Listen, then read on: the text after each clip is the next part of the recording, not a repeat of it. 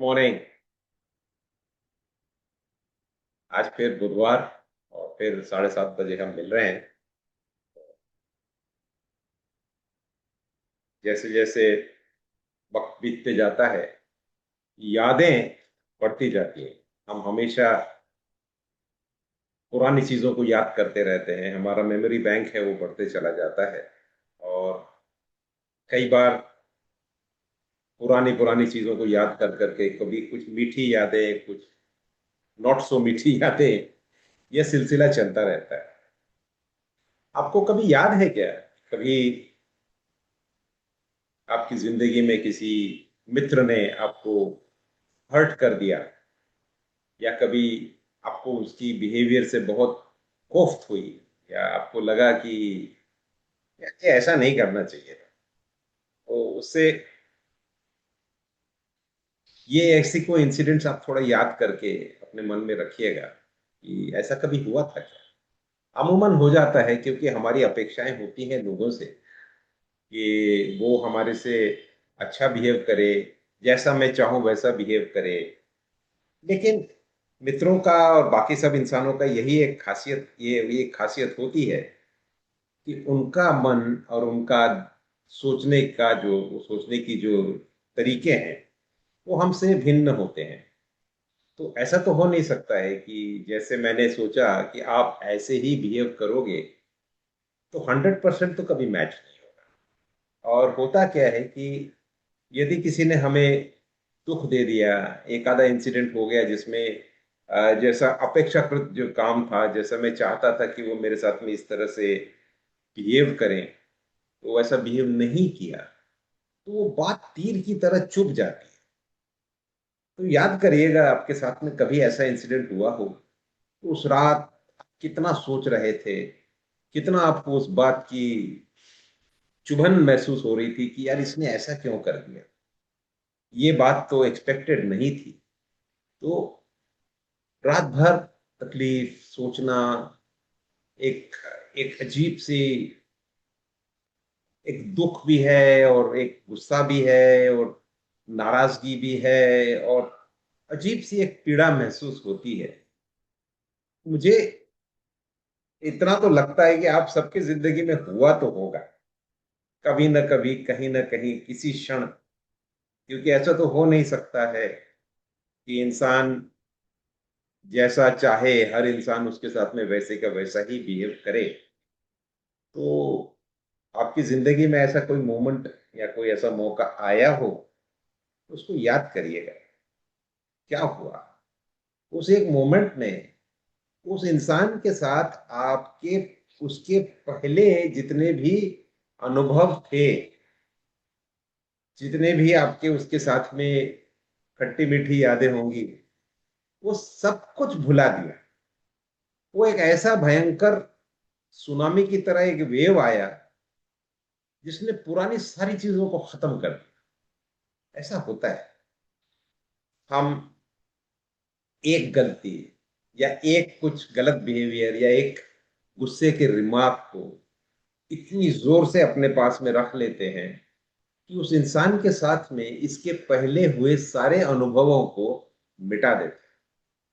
ये होता है, गुस्सा इतना आ जाता है कि फिर वो इंसान हमको उसी फ्रेम में नजर आने लगता है कि ये हॉस्टाइल है, ये मेरा हित नहीं चाहता, यह मेरे से काफी दुश्मनी सी रखता है, वगैरह वगैरह बहुत सारी चीजें आती हैं।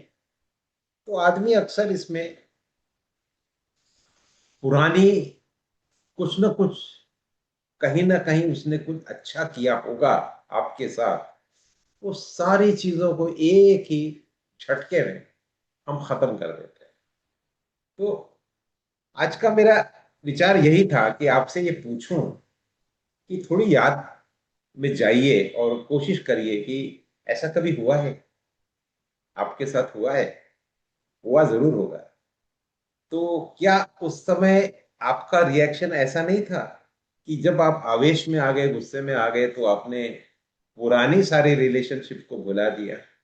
उस इंसान के साथ में बीते हुए कुछ पल तो होंगे जो कुछ मिठास से भरे होंगे, या आपको मजा आया होगा, साथ मिलकर के कुछ कुछ ना कुछ किया होगा, चाय पिया होगा, गप्पे मारी होंगी, किसी की टिंगल टवाली की होगी, कभी किसी के ऊपर कोई जोक मार दिया होगा, घूमने निकले होंगे, यारी दोस्ती में चलता रहता है।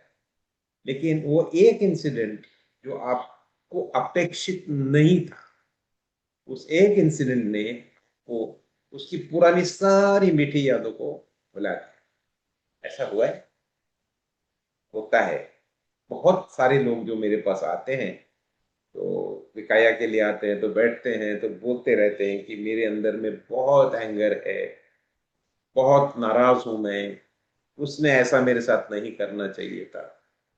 अब वो एक इंसिडेंट या एक इंसान की एक कोई हरकत आपको इतना डिस्टर्ब कर देती है कि मैंने तो अपने अनुभव में देखा है कि लोग बीमार हो जाते हैं। उनका जो एंगर या उनकी जो निराशा है, वो इतनी ज्यादा उनके अंदर चली जाती है कि वो नॉर्मल नहीं रह पाते और उनके शरीर में उसका परिणाम होने लगता है। तो उस चीज को हैंडल नहीं कर पाते। तो ये क्यों होता है? ऐसी ये विडंबना कैसी है कि 100 अच्छी चीजें हुई और एक बुरी चीज ने वो सब 100 चीजों को खत्म कर दिया। ये होता है, क्यों होता है? तो इसके बारे में मैं थोड़ा सा आपको बताता हूँ।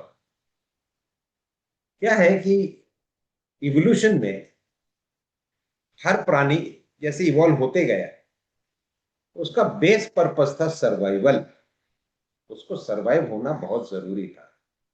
तो वो जो बेस पर्पस है सर्वाइवल का, उसके लिए यह जरूरी है कि वो चारों तरफ चौकन्ना रहे, क्योंकि फूड चेन है।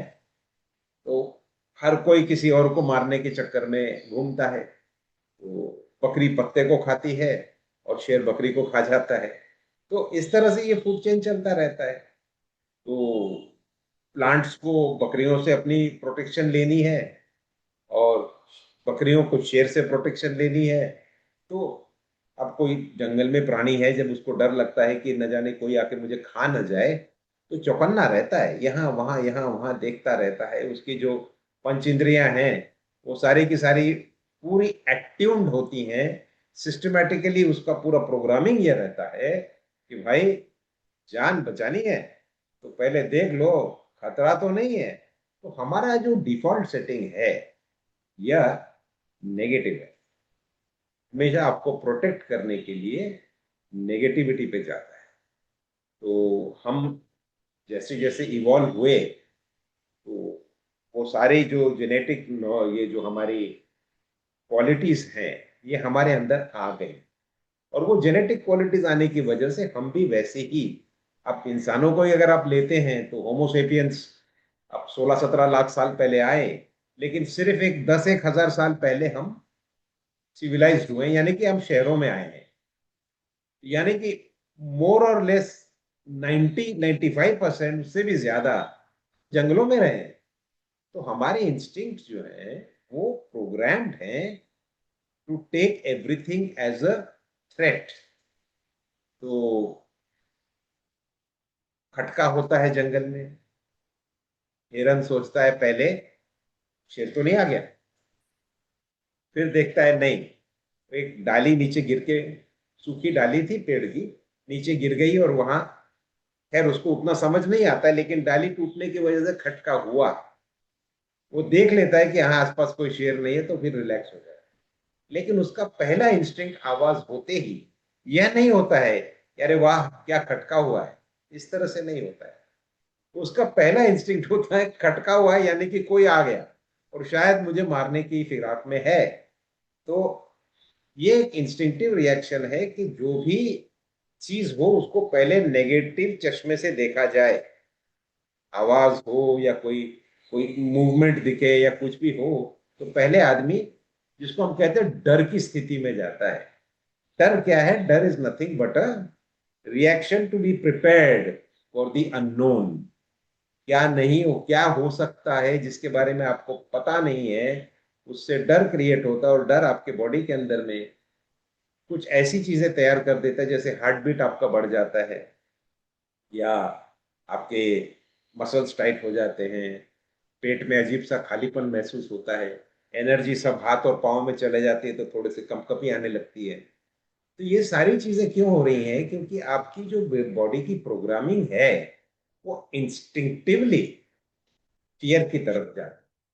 कोई भी चीज जो अननोन है, जिसके बारे में आपको नॉलेज नहीं है, वो आपके अंदर में ये रिएक्शंस क्रिएट करती हैं।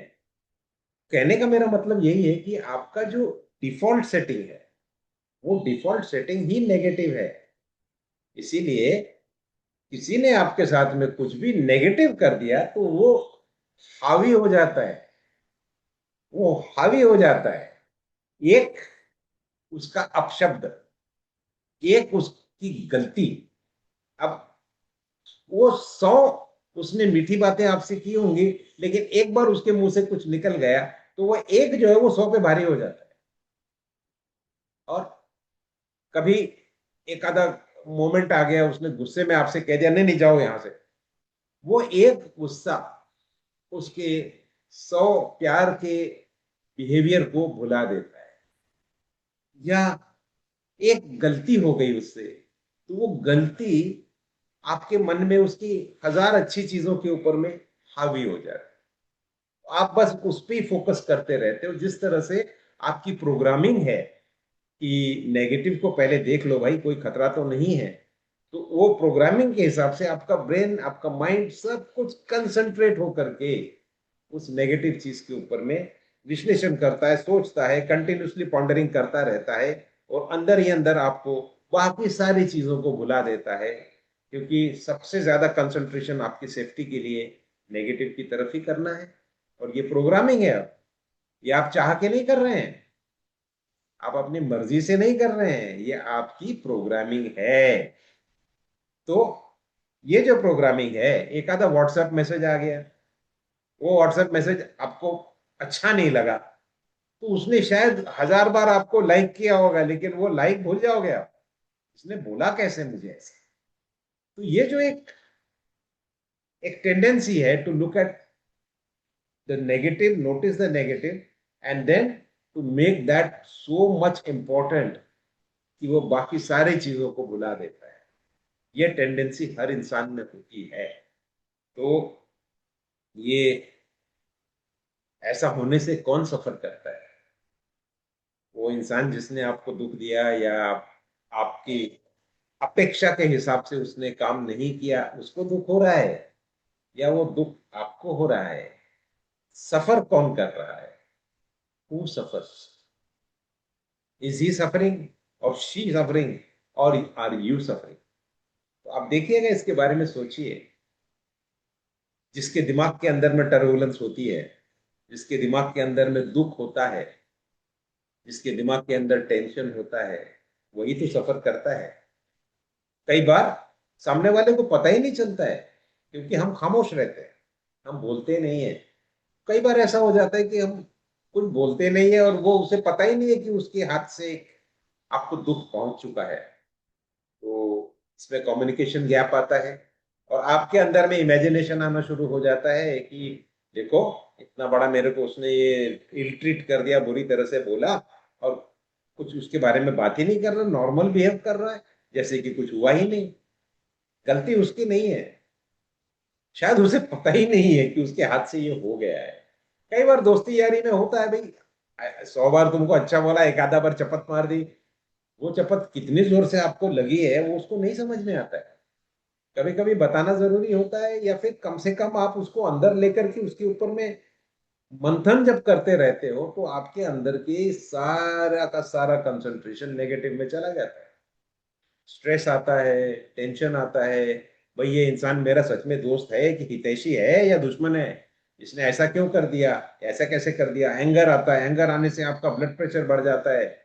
ऐसा कैसे बार बार बार बार ये हरकतें हो रही हैं मेरे साथ में, ये है वो है, तरह तरह के थॉट्स आने लगते हैं। जो नहीं है उसको भी आप इमेजिनेशन में क्रिएट करते हो। हाँ देखो, दूसरे वाले ने भी मेरे साथ ऐसी किया था, उसने भी ऐसी किया था, मेरी तो लाइफ ही खराब है, मेरे तो किस्मत ही खराब है, सब लोग मेरे साथ ऐसे ही करते हैं। ये इमेज क्रिएट करना शुरू करते हैं, और ये इमेज जब जाता है अंदर, तो आपका सबकॉन्शियस क्या कहता है? Yes sir. और वो वैसे के वैसे ही उसको कंटिन्यूसली बढ़ाता रहता है। मैं अक्सर कहता हूं कि जैसे आप खुद ट्राई करके देखिएगा, ये ब्रेन आपका एल्गोरिदम पकड़ता है। तो ये आपको आसानी से समझ में आ जाएगा यदि मैं कहूं कि आप अगले 3-4 दिन आपके मोबाइल के आसपास में बातें करते रहिए अपने मित्रों के साथ। मोबाइल में कुछ मत बोलो, आप बातें करते रहिए कि भाई मुझे नए शूज खरीदने, जूते खरीदने हैं, या फिर सोचिए इसके बारे में, या एक आधा बार सर्च कर लीजिए गुड शूज, बस काफी है। उसके बाद में आप देखिएगा 3-4 दिन तक आपको जूतों के एडवर्टीजमेंट्स आने शुरू हो जाएंगे आपकी सोशल मीडिया में, क्योंकि वो अंदर वो आपका एल्गोरिदम उसने पकड़ लिया कि इस इंसान को जूतों की जरूरत है, is talking about shoes, is searching for shoes, तो वो बराबर आपको वो जूतों की उतना वो अंडरस्टैंड कर लेता है कि मेल है फीमेल है, ये कौन है क्या है, उसके हिसाब से आपको बराबर वो सही एडवर्टीजमेंट आपको बार बार पॉपअप करता रहता है। तो ये सबकॉन्शियस माइंड भी आपका एल्गोरिदम पकड़ता है। मालिक को क्या पसंद है, मालिक को दुखी होना पसंद है, मालिक को चाहिए कि उनके साथ में ये एक इंसिडेंट हुआ है तो इसके जैसे पहले कितने हुए हैं, तो आपकी यादों के सिलसिले में वो डालता रहता है, ये भी हुआ था, ये भी हुआ था, और देखिए, मजा लीजिए, मजा लीजिए। The subconscious mind does not understand good, bad, ugly. It only understands command systems. तो यदि आपके एल्गोरिदम में आपने कमांड डाल दिया है, ये मेरे साथ में बुरा हुआ, ये क्यों किया उसने, बार बार आप उस इंसान के बारे में सोचते रहेंगे, तो वो एक एल्गोरिदम पकड़ लेगा कि ये ट्रिगर कहाँ से हुआ है, ये एक अनएक्सपेक्टेड, अनवांटेड एक पर्टिकुलर चीज की वजह से हुआ है। तो फिर वो कंटिन्यूसली आपको धीरे धीरे धीरे धीरे उस तरफ में बढ़ावा देना शुरू करेगा, क्योंकि आपने उस इंसान के साथ में किए हुए, उसके साथ बीते हुए अच्छे पल, अच्छा टाइम, उस सबको आपने बाजू कर दिया है, आपने उसको साइड में हटा दिया, आपने फुल कंसंट्रेशन उसकी उस बुराई या उसकी उस पर्टिकुलर बिहेवियर की तरफ किया है। इसकी वजह से आपका सबकॉन्शियस माइंड उसके ऊपर में फुल कंसंट्रेशन देता है, और फिर आपके ऊपर में बार बार आपकी यादों में तरह तरह की चीजें, सारी नेगेटिव थॉट्स, स्ट्रेस, टेंशन, और फिर लगता है कि यार लाइफ बेकार है, मैं क्या करूं और क्या नहीं करूं। तो ये एक गेम है जो आपका माइंड आपके साथ में खेलता है, और ये खेल नहीं रहा है, ये तो बेचारा प्रोग्राम है। जो एल्गोरिदम उसके पास आएगा उसके हिसाब से वो आपको प्रोग्रामिंग के हिसाब से आपको दिखाता रहेगा। हाँ, हमारे पास में एक चीज जरूर है, हमारे पास में एबिलिटी है एनालाइज करने की और उस चीज को सोचने की।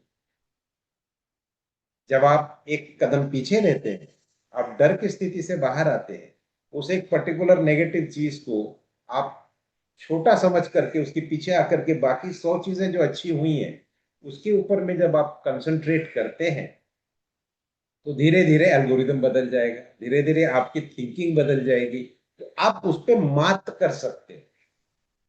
जो आपका इंस्टिंक्ट है जो कहता है कि बुरा हुआ, नेगेटिव हुआ, उसको आप एनालिसिस से और आपके सत्सद विवेक बुद्धि से, के कॉन्शियस माइंड के ट्रेनिंग की वजह से आप उस चीज को डोमिनेट कर सकते हैं कि इंस्टिंक्टिवली जो ये कह रहा है कि बुरा हुआ छोड़ दो, मुझे ये भी देखना है कि ये पर्सपेक्टिव क्या है, ये इस क्षण की बात नहीं है, पिछले 15 सालों में ये आदमी मेरे साथ में अच्छा रहा है, इसने मेरे साथ में अच्छा बिहेवियर किया है, उसमें ये एक इंसिडेंट बहुत छोटा है। जब आप उस पर्सपेक्टिव में चले जाते हो और आपका कॉन्शियस माइंड इस चीज को पकड़ लेता है, आप देखिए आपका स्ट्रेस, आपकी नेगेटिविटी के जो भी विचार जो एकदम एक के बाद एक आए चले जा रहे हैं, वो आना बंद हो जाता है। धीरे धीरे धीरे धीरे आपका माइंड शांत हो जाता है। इससे मुझे याद आया कि एक बार, ये पुरानी कहानी है कि भगवान गौतम बुद्ध जा रहे थे और अपने शिष्यों के साथ में, तो एक एक तरुण था, तो हमेशा वो चिंतित रहता था, विचलित रहता था। एक दिन वो नदी किनारे जाके बोला कि मैं बहुत विचलित रहता हूँ, आपकी सारी बातें मुझे समझ में तो आ रही हैं, लेकिन मुझे ना हमेशा मेरे मन में चल विचल रहता है। तो बुद्ध ने उनसे कहा कि एक काम करो, ये नदी से थोड़ा पानी ले आओ। तो उन्होंने देखा कि उस नदी में कुछ बैलगाड़ियां क्रॉस कर रही हैं पानी के अंदर से। तो उन्होंने कहा जा पानी ले आ मेरे पीने के लिए। तो वो जाकर के पानी ले आए, तो उसने देखा कि पानी काफी मटमैला सा हो गया है, क्योंकि बैलगाड़ियों के पहियों से पानी में चल बिचल हो गया था, तो मट्टी वगैरह उसमें आ गई। तो उन्होंने कहा कि देखो ये पानी तुमने जो लाया है, क्या ये स्वच्छ है? तो उस शिष्य ने कहा नहीं, वो स्वच्छ नहीं है। तो मैं फिर से लेके आता हूँ। तो उन्होंने, बुद्ध ने कहा कि नहीं, रुक जाओ, बैठे रहो। 10 मिनट के बाद उन्होंने कहा कि देखो अब उस पानी को। तो उन्होंने देखा तो वो मट्टी नीचे बैठ चुकी थी और पानी स्वच्छ हो गया। ऊपर ऊपर का जो पानी क्लीन था।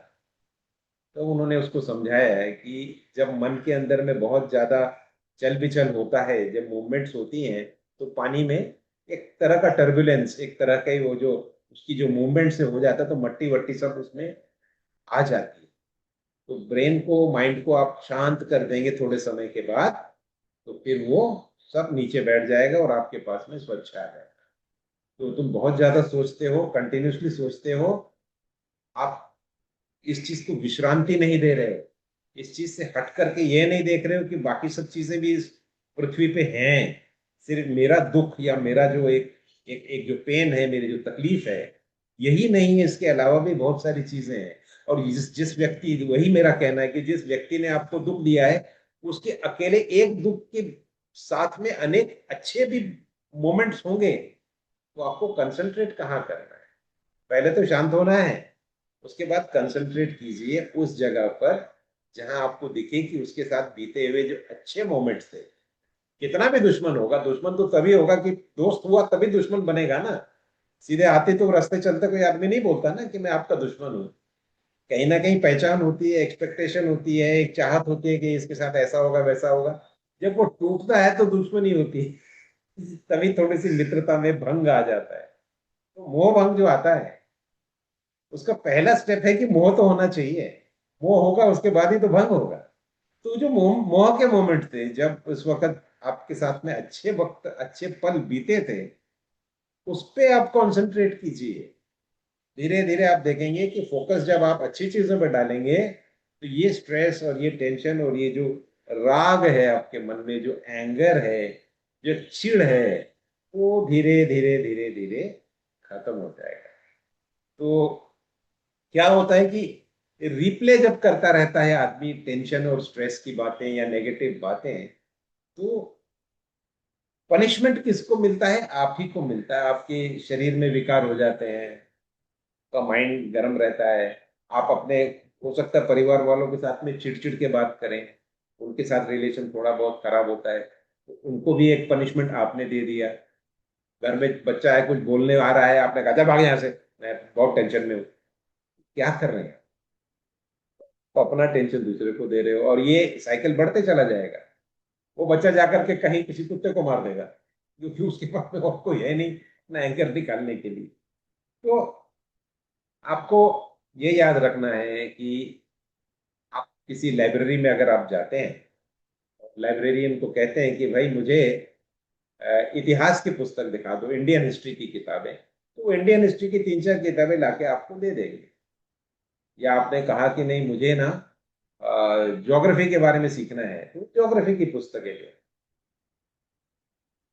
आप अपने लाइब्रेरियन को क्या मांग रहे हो? अगर आप ये ढूंढ रहे हो कि मुझे किसने तकलीफ दी, कौन है जो मेरा अहित चाहता है, जो मेरा मित्र नहीं है, जो मेरा दुश्मन है, तो आपका माइंड जो है वो उन्हीं को लाके देता रहेगा। और जब यह सोचोगे कि किसने मेरे साथ अच्छा किया, किसने अच्छा बिहेवियर किया, तो फिर आपका माइंड वो लाके देगा, वो यादें लाके देगा जिसमें आपको प्लेजेंट महसूस होगा। क्योंकि आप प्लेजेंटनेस ढूंढ रहे हो, आप कुछ मिठास ढूंढ रहे हो। तो इसी तरह से आपको याद रखना है, हमेशा प्लेजेंटनेस की सर्च करिए। भूल जाइए अभी इंस्टिंक्ट। इंस्टिंक्ट तो जंगल के लिए ठीक था। हर आदमी आपको, आपके सर्वाइवल के लिए खतरा नहीं है।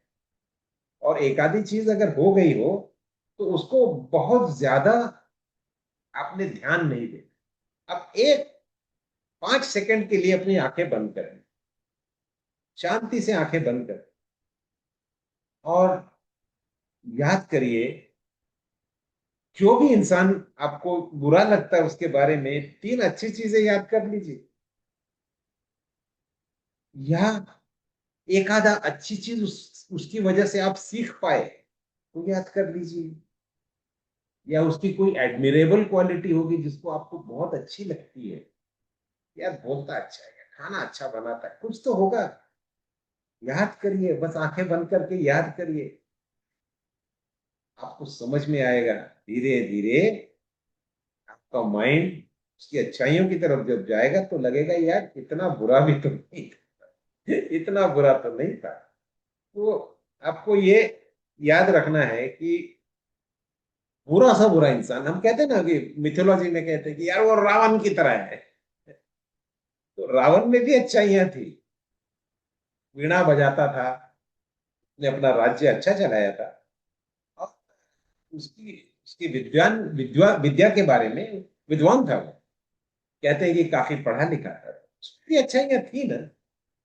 ठीक है, उसका एक पर्टिकुलर चीज था, उसको उसको पनिशमेंट मिली, जो भी हुआ वो ठीक है, लेकिन याद करना है तो दोनों चीजों भी याद कर सकते हैं कि हाँ, एक आदमी अहंकार की वजह से अच्छा आदमी भी बुरा बन सकता है, लेकिन उसमें कभी तो भी अच्छाइयां थी।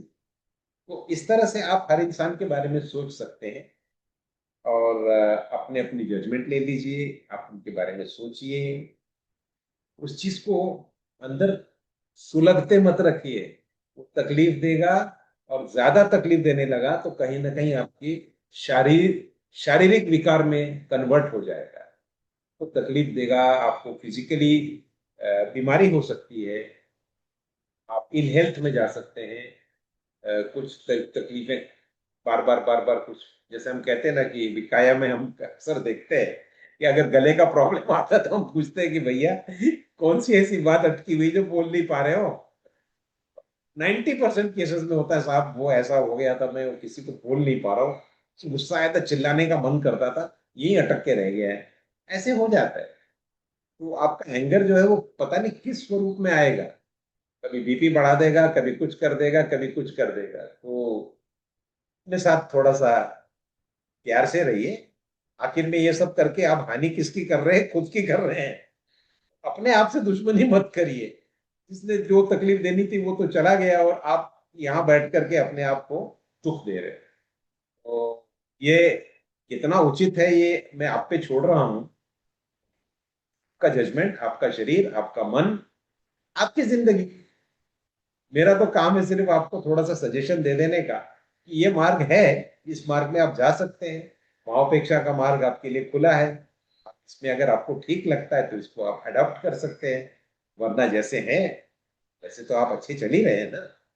इम्प्रूवमेंट चाहिए तो सोच सकते हैं इसके बारे में, ये मेरा कहना है।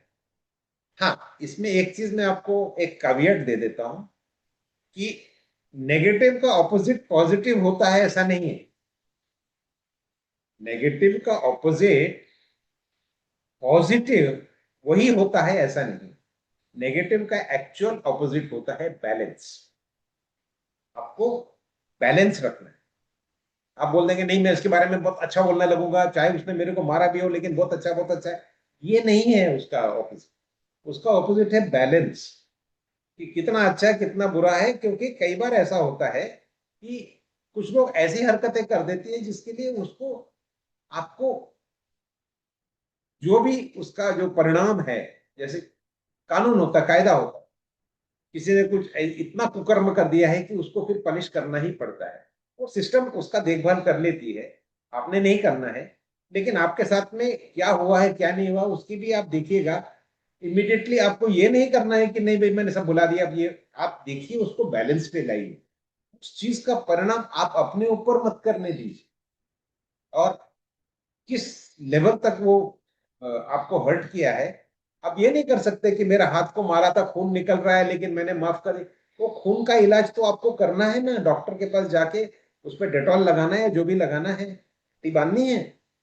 आप किसी ने आपकी हड्डी तोड़ दी है तो ठीक है, उसको मन में मत लीजिए, लेकिन हड्डी का इलाज तो करना पड़ेगा ना प्लास्टर में डाल करके। तो कहने का मेरा तात्पर्य यह है कि उसको नेगेटिव का ऑपोजिट बैलेंस होता है, आपको अपने माइंड में बैलेंस रखिए, हमेशा मध्यम मार्ग का प्रयोग करें, किसी भी चीज में एक्सट्रीम में ना जाए। सामने वाले ने एक्सट्रीम नेगेटिविटी की है, उसका ऑपोजिट एक्सट्रीम पॉजिटिविटी नहीं है, उसका ऑपोजिट है बैलेंस। मध्यम मार्ग में आके सोचिएगा, तब आपको पूरी चीज पर्सपेक्टिव में नजर आएगी। ये बहुत जरूरी है। कई लोग उसकी गलती मेरी बात सुन करके कह देते जी हमने उसको माफ कर दिया, अभी वो कुछ भी करेगा, मैं उसको अच्छा ही बोलने वाला हूं। ऐसा नहीं है। आप अपना सत्सद विवेक बुद्धि का प्रयोग करें, मध्यम मार्ग में जाएं। Opposite of negative is not necessarily positive. अमूमन जिंदगी में होता है पॉजिटिव नेगेटिव अपोज में होते हैं, लेकिन आपका माइंड भी तो है। उसको बैलेंस ढूंढिए और बैलेंस के हिसाब से काम। तो आज के लिए बस इतना ही। और हमेशा की तरह मेरा प्रश्न प्रशांत जी से। प्रशांत जी, कोई कमेंट, कोई प्रश्न कुछ आया है तो बताइएगा। सर, विनय पटेल जी का एक प्रश्न आया है। जी। Good morning sir. If both person don't want talk about same thing, one जी। person hurt and other person take it normal, he not say anything which can hurt. तो अच्छी बात है ना। आपको जिसने हर्ट किया है, अब किसी ने वो कहते हैं ना, छोटे बच्चा नीचे गिर जाता है, सर लग जाता है, तो उसके साथ में उसकी माँ या कोई आया हो, वो जमीन को मारती है, थप थप हैप हैप हैप। इससे कोई फायदा नहीं। बच्चा अगर ये सीखेगा कि जमीन ने मुझे मारा तो मैं जमीन को मारूंगा, तो नुकसान दोनों तरफ में बच्चे का ही होने वाला है। तो yes, you have to understand, जो मैंने कहा कि सत्सद विवेक बुद्धि का इस्तेमाल कीजिए। सामने वाले ने आपको हर्ट किया है तो जरूरी नहीं है कि आप उसको वापस हर्ट कर देंगे तो आपका हर्ट कम होने वाला है। आपका हर्ट तो वैसे ही रहेगा। जो तो को काटा बोए, ताही बोई तू फूल। तो को फूल फूल है, वाको है त्रिशूल। तो किसी ने आपको कांटा लाके दिया हो तो आप उसको फूल ही दीजिए, क्योंकि आपका फूल फूल रहेगा और उसका जो है वो त्रिशूल उसी को लगेगा, क्योंकि उसने कांटा पकड़ के लाया है। तो समझिए बात। इसमें आपको पर्सपेक्टिव आपका संभाल के रखना है, आप बैलेंस में सोचिए। Just because he has hurt you, उसको वापस हर्ट करने से आपका कोई सोल्यूशन नहीं होने वाला है। एक टेम्पररी, एक थोड़ा सा एक फेज आएगा जब आपको लगेगा हाँ मेरे साथ में न्याय हो गया, मैंने भी उतना ही मार दिया उसको। बट यहाँ पे पहले एक हर्ट हुआ था, अब दो हर्ट हो गए, उससे सोल्यूशन नहीं हो रहा है। सोल्यूशन तो आपके हर्ट को कम करने का है, वो आपके हाथ में है। मेरी हड्डी टूट गई है, अब मैं इस टूटी हड्डी से जाके उसको फिर से मार के उसकी भी हड्डी तोड़ दूंगा, तो दो टूटी हड्डियां हैं और आपका हड्डी तो और खराब हो गया है, क्योंकि पहले टूटा था और जोर से आपने उसमें प्रहार कर दिए। यूज योर सद विवेक, उसको कॉमन सेंस, इस चीज को यूज करिए। क्या यही एक मार्ग है? सोचिएगा। आवेश में जब बहुत एंगर आता है तो कभी कभी लगता है कि उसको वापस एक मार दो, क्योंकि वो एनिमल इंस्टिंक्ट। लेकिन आपका बोलना सही है कि एक साइड शांत रहे तो अपने आप वो चीज अपने आप पटरी पे आ जाए। जी। प्रशांत जी। सर, नहीं और है कोई कुछ? प्रश्न। जी ठीक है। तो आप सबको धन्यवाद। और एज यूजुअल मुझे ढूंढना पड़ेगा कि भाई अगले वेडनेसडे की तारीख क्या है। तो 12 तारीख को हम मिलेंगे। 12 अगस्त। 12 मतलब 15 अगस्त के कुछ पहले, तो हमारी स्वतंत्रता दिवस पास आ रही है। तो एक हफ्ते के बाद 12 को मिलते हैं। और enjoy your week, have a lovely week. Thank you very much.